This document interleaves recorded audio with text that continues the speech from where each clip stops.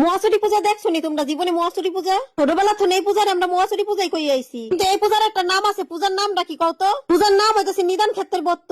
ছোটবেলায় দেখছি যখন এই পূজা হইতো তখন আমাকে বাড়িতে সবাই এরকম মুড়ি নিয়ে সবাই চুপচাপ করে বয়ে থাকতো। এখনকার পোলাপানি লজ্জা পায়। আর আগে আমরা মুয়ার গামলার সামনে যে চুপ করে বয়ে থাকতাম। মহাসুরীর লিগে আগে আমরা গাইলো খাইছি। সবার গামলা সবাই হাতে নিয়ে তারপর ডাইকে ঢুকে বয়ে থাকতাম। রাধে রাধে বন্ধুরা, তোমরা সবাই কেমন আছো? পূজার সব জগরযন্ত্র কইরা এই যে আমার বইনে চুপ করে গুসাইর আসনে চুপ করে বয়ে রইছে। গুসাই আহার কোনো নাম গন্ধ নাই। বাড়িতে এখন পোলাপাইন কমে গেছে আর পূজাও কমে গেছে। এই পূজার নিয়ম কি জানো?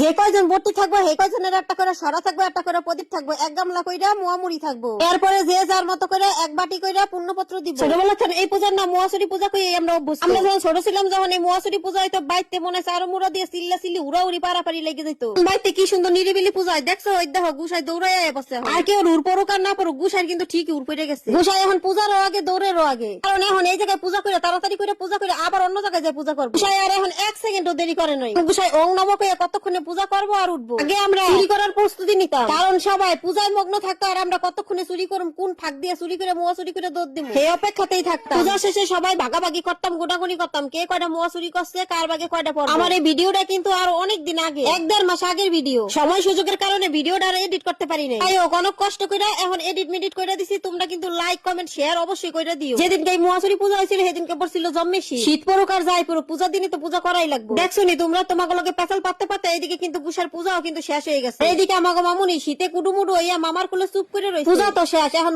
মুড়ি আর প্রদীপ নিয়ে ঘরে যাওয়ার পালা। তো এই যে আমার বইনে মুড়ি নিয়ে আয়া পড়ছে আর যে নমস্কার করে নিতেছে। এখন জোকার দিয়াও নমস্কার করে ঘরে নিয়ে যাবো পোষা। আর আমাকে বাড়িতে মুড়ি পূজা করে রাইতে কোনো ভাত খাওয়ার নিয়ম নাই। আর এই দেখো বাইনের মনে কি হিংসা, একজন কুলে উঠছে দেখে এখন আরেকজনের কুলে উড়া লাগবো। তোমরা যদি কেউ মুড়ি করতে চাও তাহলে মুড়ি পূজার সময় আমাকে বাড়িতে আয়া পড়বে। পোলায় কিন্তু 3টা মুড়ি করছে।